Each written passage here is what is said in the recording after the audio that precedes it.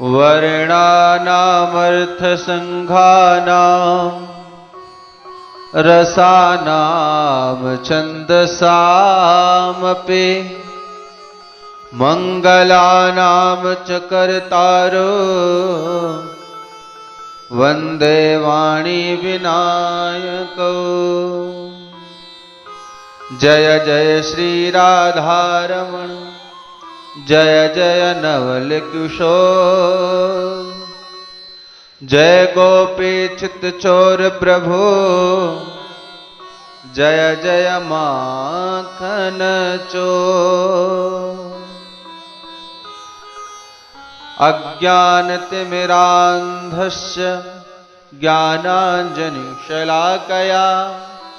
चक्षुरुन्मीलितं येन तस्मै श्रीगुरवे नमः। तस्मै श्रीगुरवे नमः। बोलिए श्रीमद् पावन प्रज्ञा पुराण की जय। परम पूज्य गुरुदेव भगवान की जय। परम वंदनीय माता जी की जय। गायत्री माता की जय। बोलिए गुरुदादा सर्वेश्वरानंद महाराज की जय। ओम नमः पार्वते पत हर हर महादेव।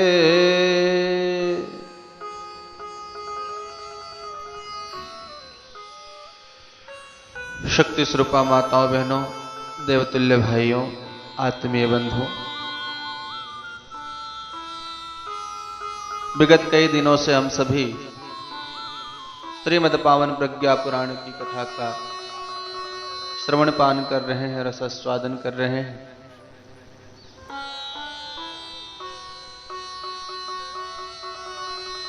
हमारे जीवन के समस्त समस्याओं का समाधान इस युग के व्यास परम पूज्य गुरुदेव भगवान ने श्रीमद् पावन प्रज्ञा पुराण में समस्त समस्याओं का समाधान दिया कि हमारे जीवन का लक्ष्य क्या है, हम इस धरती पर क्यों आए हैं, हमारा कर्तव्य धर्म क्या है, हम अपने घर में परिवार में किस तरह से रहें, समाज में किस तरह से रहें, समाज के लिए क्या करें, परिवार के लिए क्या करें, धर्म के लिए क्या हमको करना चाहिए और स्वयं के लिए हमको क्या करना चाहिए। इन सभी विषयों पर चर्चा हुई, इन सभी बातों को आप लोगों ने जाना समझा। आज ये अंतिम दिवस की कथा है, आप सभी के बीच में प्रस्तुत कर रहा हूं।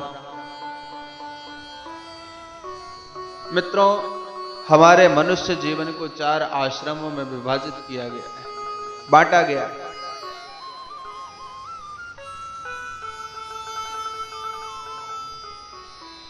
मनुष्य की आयु कलयुग में लगभग 100 वर्ष तक लोग जी रहे हैं। 100 वर्ष के जीवन को 4 भागों में बांटा गया है। कुछ लोग 110 तक चले जाते हैं, कुछ लोग 80 में ही उनका देहांत हो जाता है, कुछ लोग 70, कुछ लोग, यानी मृत्यु का कोई भरोसा नहीं। अधिकतम आदमी जो है, मनुष्य जो है 110, 115 से ज्यादा नहीं जी पाता है। लेकिन 100 वर्ष तक जियो। कैसे जियो? बोले स्वस्थ होकर के जियो। जब तक जियो आनंद पूर्वक जियो। तो हमारे मनुष्य जीवन को 4 आश्रमों में विभाजित किया गया और उन 4 आश्रमों के कर्तव्य धर्म को बताया गया कि उन 4 आश्रमों में हम क्या करें, है ना। तो सबसे पहला आश्रम है ब्रह्मचर्य आश्रम, दूसरा आश्रम है गृहस्थ आश्रम, तीसरा आश्रम है वानप्रस्थ आश्रम और चौथा है संन्यास आश्रम। तो ब्रह्मचर्य आश्रम में रह करके हमको आपको क्या करना चाहिए? तो एक ब्रह्मचारी का जो कार्य होता है वो यही है कि वो अपना आत्मिक प्रगति करे, आत्मिक उन्नति करे और अपने शक्ति का संरक्षण करे।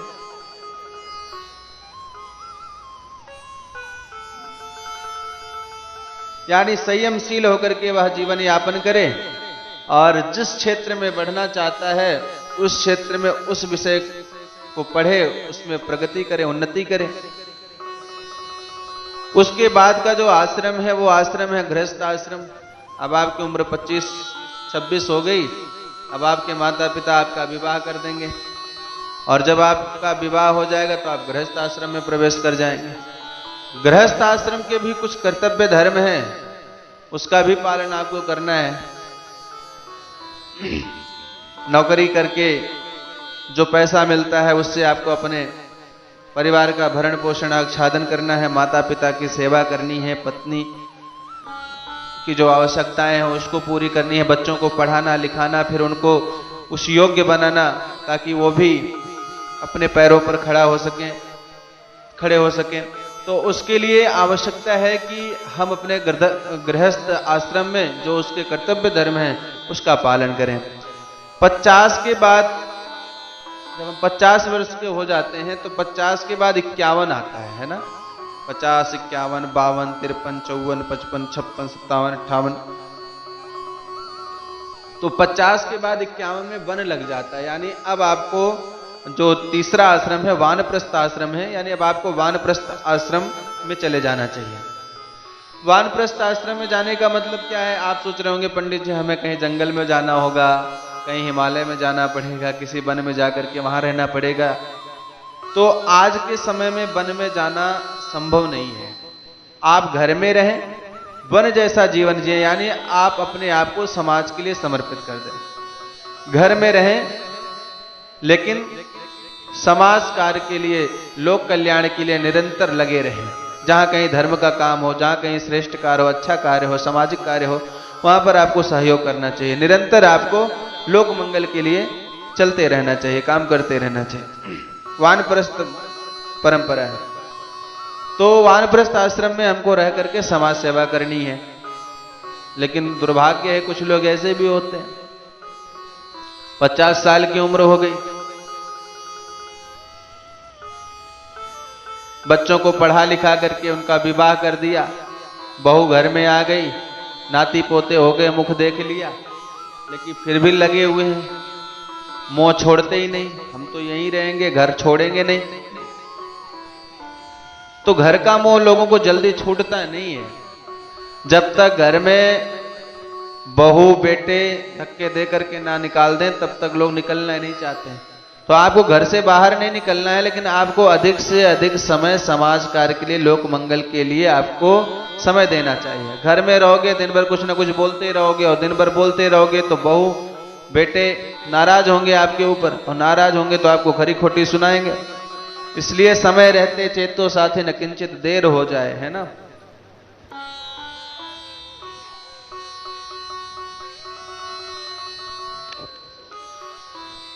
इक्यावन साल का हो गया, वानप्रस्थ आश्रम में प्रवेश करना चाहिए, लेकिन सोचता है नाती पोते का मुख और देख लें। अब जब पोता हो जाता है तो उसको बाबा बाबा कह करके बुलाने लगता है, यानी कि बाबा बन जाओ।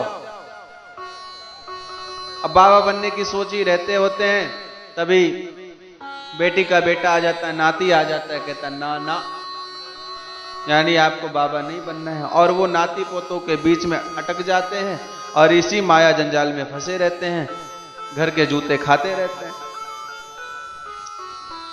एक बार महात्मा आनंद स्वामी सत्संग करने के लिए दिल्ली चांदनी चौक जा रहे थे।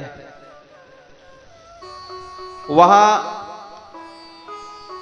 उनसे मिलने के लिए एक बुढ़ा व्यक्ति आया,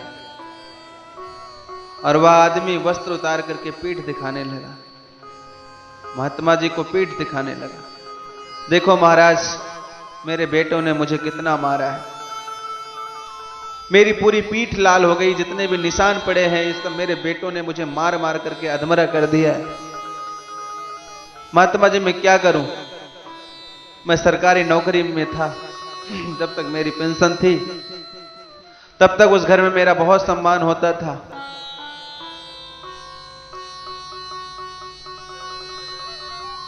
लेकिन जब मुझे लगा कि मैं इस पैसे को अच्छे कार्य में लगाऊंगा, तब उन्होंने मुझे घर से निकाल दिया। पेंशन के लिए मेरे पीछे पड़े रहते हैं और उसके लिए मैं भागता रहता हूं। तो महात्मा जी ने कहा अच्छा चल ठीक है, तो एक काम कर, चल मेरे साथ वानप्रस्थी बन जा। तब उसने कहा कि महाराज क्या है ना, मैं आपके साथ चला चलता, मुझे कोई प्रॉब्लम नहीं है, लेकिन हमारे जो नाती पोते हैं छोटे छोटे, वो हमारे बिना सोते नहीं हैं। जब तक मैं उनको खाना नहीं खिलाता, पानी नहीं पिलाता, तब तक वो खाते नहीं। उनको बाथरूम ले जाना, लेटरिन ले जाना, ये सारा काम मेरा है। मेरे नाती पोते मुझे बहुत प्यार करते हैं, मैं अपने नाती पोतों को छोड़ना नहीं चाहता। आप एक काम करो, आप जाओ, मैं फिर आ जाऊंगा कभी। तब वो महात्मा जी ने कहा, जा भाग तू यहां से, तुझे बेटों की मार खाना ही लिखा है। तो इस तरह से आदमी होता है, घर में कितना भी पिटता रहे, कितना भी कुछ भी होता रहे उसके साथ, लेकिन घर के मोह छोड़ना नहीं चाहता।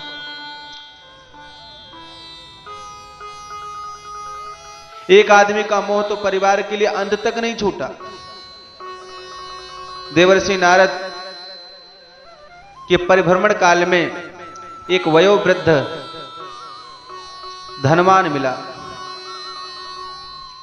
पूजा पाठ बहुत करता था, भक्त लगता था। उसकी ढलती आयु देख करके नारद जी बोले, भैया अब आपका परिवार समर्थ हो गया है, इसलिए अब घर की मोह को छोड़ करके वानप्रस्थ आपको ले लेना चाहिए और लोक सेवा में आपको अपना जीवन लगा देना चाहिए। तब उस वृद्ध व्यक्ति ने क्या कहा जानते हो नारद जी से? नारद जी से कहा, देखो नारद जी, मैं आपके साथ चला तो चलता, लेकिन अभी तो परिवार को संपन्न बनाना बाकी है। कई वर्ष बाद वह मर गया था। नारद जी ने दिव्य दृष्टि से देखा कि वह उसी के घर में बैल बना बैठा है।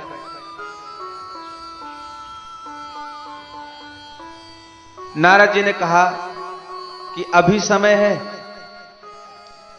मेरे साथ चलो। अब चलेगा कि नहीं चलेगा? किसी घर में बैल बना बैठा रहेगा?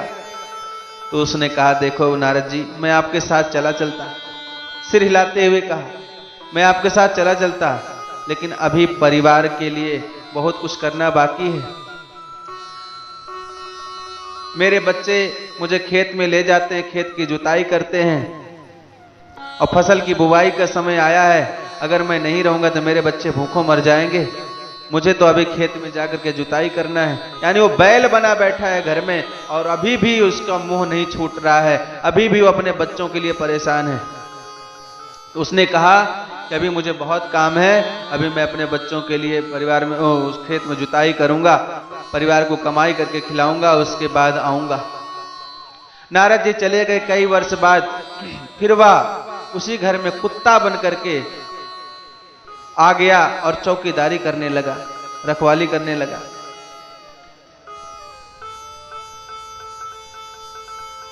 घर के लोग 2 टुकड़ा फेंक देते रोटी का, तो खा करके वहीं दिन भर भौंकता रहता। नारद जी ने कहा, भैया अब तो चला चल। बोले, क्या है ना कि रात्रि में हमारे बच्चे, बहू, नाती ये सब सो जाते हैं, पोते सब सो जाते हैं, मैं रात भर रह करके जग करके पूरे घर की देख रेख करता हूँ। कोई आ जाता है तो मैं भौंक देता हूँ, तो लोग चले जाते हैं। अभी मैं चौकीदारी करता हूँ, इस घर की रखवाली करता हूँ। नारद जी तुम जाओ, मैं फिर आ जाऊंगा। नारद जी कुछ दिन के बाद फिर लौट करके आए, तो देखा वो उसी घर में मेढक बना हुआ पड़ा था। तो बोले, अब तो चला चल, तेरी ये दुर्गति हो गई, तू मेढक बन करके इस घर में टर टर कर रहा है, अब चला चल। नारद जी ने कहा, नारद जी से जब कहा, उसने कहा कि देखो नारद जी, मैं आपके साथ चला तो चलता, लेकिन जो मैं नाले में पड़ा रहता हूँ, टर्रे टर्रे करता हूँ ना, तो मेरे जो पोते लोग हैं वो मेरे पर कंकड़ फेंकते हैं, मैं टर्रे टर्रे करता हूँ। मेरे पोते मुझे देख करके खूब खुश होते हैं, खूब प्रसन्न होते हैं, मुझे बड़ा आनंद आता है। मेरे पोते मुझे मार मार करके संतुष्ट होते हैं, खुश होते हैं, मैं टर्रे टर्रे की आवाज़ करता हूँ। नारद जी ने कहा, हे भगवान, इसकी क्या दुर्गति हो रही है? फिर अचानक वो उसी घर में सांप बन करके आया। नारद जी ने फिर कहा, भाई अब तो चला चल, ऐसी दुर्गति से क्या लाभ? तो बोला, भैया देखो, मैं नहीं जा सकता।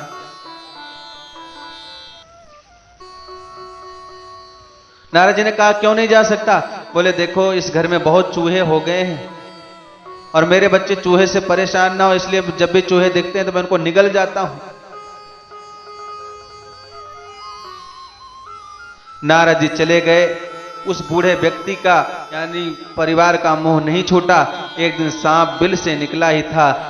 उसके बेटे, उसकी बहू ने मिलकर के लाठी से उसको पीट पीट करके मार डाला। मित्रों, ऐसी दुर्गति ना हो इसलिए अनावश्यक मोह ना करें। मोह को छोड़े। मोह सकल व्याधिन के मूला। मोह ही समस्त विपत्तियों का जड़ है। मित्रों, समय रहते हमको आपको वानप्रस्थी बन जाना चाहिए। घर के मोह को, आसक्ति को त्याग देना चाहिए और समाज सेवा के लिए, लोक कल्याण के लिए अपने समय को लगाना चाहिए, अपने जीवन को लगाना चाहिए।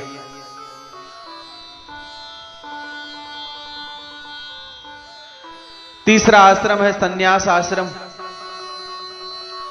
वानप्रस्थी बनकर के आप समाज सेवा करो, लेकिन जब आप 75 साल के हो जाएं, 80 साल के हो जाएं, तब आपको समाज सेवा से भी अपना मन हटा लेना चाहिए। अब आपको बहिर्मुखी नहीं बनना है, अब आपको अंतर्मुखी बनना है। अब आपको, आपके जो है दांत कमजोर हो गए हैं, अब आपकी आंखें कमजोर हो गई, अब आप कान से सुन नहीं सकते, आपके बाल सफेद हो गए हैं, आपके हाथ पैरों में उतनी ताकत नहीं है कि आप चल फिर करके कुछ कर सकें। इसलिए अब अपने कमरे में बैठ करके केवल व केवल भगवान नाम का भजन करें, भगवान नाम का जप करें और अपने कल्याण के बारे में सोचें कि हे प्रभु, आप हमें अपने चरणों में स्थान देना। बस केवल भक्ति भाव में तल्लीन रहें, भजन संकीर्तन में लगे रहें, जितने अधिक हो सके अच्छे साहित्य का स्वाध्याय करके अपने जीवन के लक्ष्य की तरफ आगे बढ़े। अगर ऐसा करते हैं तो आपका ये चारों मनुष्य जीवन धन्य हो जाएगा। मित्रों, कस्मादपि चहेतोस्तु ऐसा वासोधिकम नहीं, बहि संभूयतेपि निवासम स्वतो सद्मनि, स्वीकुर्वन्तु कुटुम्बस्य सामान्यं हि निरीक्षणं, दायुतस्य विद्या चात्र परिवार व्यवस्थितम। आगे ऋषिवर कहते हैं कि जिनका किसी कारण बस बाहर रह पाना संभव ना हो, वह निवास तो घर पर ही रखें, पर उत्तरदायित्व एवं परिवार की देखभाल और व्यवस्था भर को संभालें। अपना प्रमुख कार्य तो लोक मंगल को समझें। इन कार्यों में विशेष रुचि लें और समय का बड़ा अंश इस निमित्त समीपवर्ती क्षेत्रों में ही लगाते रहें। ऐसे ही कार्यक्रमों में संलग्न रह करके उत्तम पुरुषों को अपने जीवन का उत्तरार्ध बिताना चाहिए। घर छोड़ना संभव नहीं तो घर में रहते हुए बैरागी जैसा जीवन जिए। वानप्रस्थी होना आज व्यवहारिक नहीं लगता, बहुत कठिन है। अधिकार की बात ना करें। बच्चे जिम्मेदार बन जाएं तो उनको घर की जिम्मेदारियां दे दें। उनको जब जब आवश्यकता हो तभी सलाह दें, आवश्यकता ना हो तो बिना मतलब की सलाह अपने बच्चों को न दें। लोभ मोह को छोड़ दें, भगवान का भजन करें। जब तक विकारों को मन से नहीं निकालोगे तब तक सन्यासी बनने का कोई फायदा नहीं है। ध्यान रखना, हिमालय में 2 मौनी बाबा पाव भर के आलू के लिए लड़ मरे थे। भाइयों बहनों, महत्वपूर्ण वस्तुओं का त्याग नहीं, आसक्ति को त्यागना चाहिए। लहसुन प्याज मांस मदिरा पीते खाते नहीं, पर मन करता है, यानी आसक्ति भोग की वृत्ति को त्यागना चाहिए। क्षणिक वैराग्य ठीक नहीं कि घर में भाई खटपट चल बाबा के मठ पर। घर में रहते हुए वानप्रस्थ का जीवन जिए, आपका कल्याण होगा। परिवर्तनशीलास्तु रीतयः सर्वदैवताः, नवे युगे नवेनैव विधिना निर्वहे जनाः, जीवनं स्वसमयरत्न देयः स्वीकृतिरञ्जसाः, अनीतिगानां कार्याणां विरोधः कार्येव च। प्रथाएं परिवर्तनशील हैं, नई पीढ़ी को अपने ढंग से गुजर करने की छूट देनी चाहिए। असहयोग और विरोध, अनैतिक कार्यों को करना ही नहीं चाहिए, भले ही कोई बाहर का हो या घर का। प्रेम सबसे करें, सेवा यथोचित रीति से सभी की करें, पर अनावश्यक मोह अपने पराये किसी के प्रति भी नहीं होना चाहिए। वृद्धावस्था में आहार की मात्रा घटा दें, सुपाच्य सात्विक वस्तुओं के ही ग्रहण करें, मन को प्रसन्न एवं संतुलित रखें। जिस बात पर खींचे नहीं कर्तव्य क्षेत्र का विस्तार करें और अधिकार को समेट लें। सन्मार्ग पर चलने की प्रेरणा सभी की समान रूप से देते रहें, इसमें अपने पराये का भेद ना करें। साधना, स्वाध्याय, संयम और सेवा का कार्य वानप्रस्थ मना स्थिति में ही भली प्रकार बन पड़ते हैं। जब बच्चों घर का दुकान कारोबार संभाल लें तो काम से निवृत्ति ले लेनी चाहिए।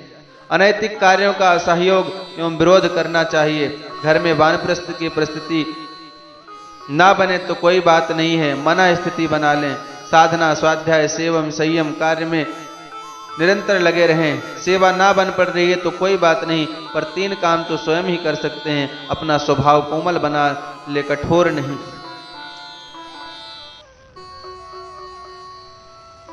माताएं बहुओं को मालिक बना दें, उनके काम में अनावश्यक हस्तक्षेप ना करें। पीढ़ी बदलने पर सोच बदल जाती है, अतः उन्हें अपने मन से चलने दें। बहुत जरूरी हो या मांगने पर सलाह दें, नई पीढ़ी से तालमेल बना करके चलें। जहां तक संभव हो संपत्ति का बंटवारा कर दें। अपनी पेंशन अथवा अपनी कमाई का कुछ अपने निर्वाह के लिए रखें, उसकी भी ऐसी व्यवस्था बना दें कि बाद में विवाद ना हो। घर के ऐसे कामों में हाथ बटाएं जो कर सकते हैं, जैसे घरेलू हल्के काम, दुकान में, व्यापार में सहयोग, बच्चों को पढ़ाना तथा उनको संभालने में सहयोग करें। घर की चाबी बहू को दे दें, नहीं तो मरते वक्त बहू उससे मांगोगी पानी तो कहेगी अम्मा पहले हमें चाबी दे दो, तो वो पानी मांगोगे तो वो पहले तुमसे चाबी मांगेगी। बहुओं की कभी बुराई ना करें और ना सताएं, अन्यथा बुढ़ापे में बदला लेती हैं। प्रशंसा करें भले ही, बहू पैर ना छुए, पर मोहल्ले भर के लोगों से बताएं कि मेरी बहू पैर दबाती, मेरी बड़ी सेवा करती है। क्योंकि बहू को पता है कि जो भी कभी सास बनेगी, गुड़ भी नहीं है तो भी प्रशंसा करें, उसको खुश रखें, बुढ़ापे में वही काम आएगी। आज की कथा का यहीं पर विश्राम करते हैं। आज की क्या, आज ही इस प्रज्ञा पुराण कथा का यहाँ पर समापन हो रहा है। विगत कई दिनों से हम सभी लोगों ने प्रज्ञा पुराण की कथा को श्रवण करी। अब यह कथा की क्लिप जो है, वीडियो हमारे भगवत कृपा ही केवलम यूट्यूब चैनल पर हमेशा के लिए अपलोड कर दी जाएगी। आपको जब भी मन करे आप सभी लोग इस कथा को अवश्य श्रवण करें। यानी व्यक्तिगत, पारिवारिक, सामाजिक समस्याओं का समाधान इस प्रज्ञा पुराण में है। जीवन में किसी भी प्रकार की कोई समस्या आए तो इस प्रज्ञा पुराण की कथा को अवश्य श्रवण करिएगा, इसमें आपको सभी समस्याओं का समाधान जरूर मिलेगा। तो गुरु कृपा से आज श्रीमद् पावन प्रज्ञा पुराण कथा का विश्राम हुआ है। आइए 2 बार हम सभी लोग भगवान नाम का संकीर्तन करें, उसके बाद कथा का समापन करें। एक तुम्हीं आधार सद्गुरु, एक तुम्हीं आधार हो, एक तुम्हीं आधार सद्गुरु, एक तुम्हीं आधार। जब तक मिलो ना तुम जीवन में, शांति कहाँ मिल सकती मन में। जब तक मिलो ना तुम जीवन में, शांति कहाँ मिल सकती मन में। खोज फिरा संसार सद्गुरु, एक तुम्हीं आधार, एक तुम्हीं आधार। ओम विश्वानि देव सवितर्दुरितानि परासुव, यद्भद्रं तन्न आसुव। ओम शांति शांति शांति, सर्वारिष्टसु शांतिर्भवतु। बोलिए परम पूज्य गुरुदेव की जय, परम वंदनीया माता जी की जय, गायत्री माता की जय, गुरु दादा सर्वेश्वरानंद महाराज की जय, गंगा मैया की जय, गीता मैया की जय, सीता मैया की जय, सियावर रामचंद्र की जय, पवन सुत हनुमान की जय, उमापति महादेव की जय। ओम नमः पार्वते पत हर हर महादेव। सभी को खूब खूब मंगल कामनाएं, खूब खूब शुभकामनाएं। भगवान गुरुदेव की कृपा आप सभी के ऊपर निरंतर बनी रहे, बरसती रहे। साथ ही साथ गुरुदेव के द्वारा बताए हुए निर्देशों का पालन करें, उनके द्वारा मार्ग पर बताए गए मार्ग पर हम चलते रहें। और मित्रों, एक निवेदन है आप सभी से, जो इस कथा को श्रवण कर रहे हैं वो कथा को श्रवण करें और वीडियो को लाइक करें, सब्सक्राइब करें चैनल को और अधिक से अधिक शेयर करें, ताकि हमारे अन्य भाइयों को भी ज्ञान का लाभ मिल सके। ओम शांति शांति समाप्त।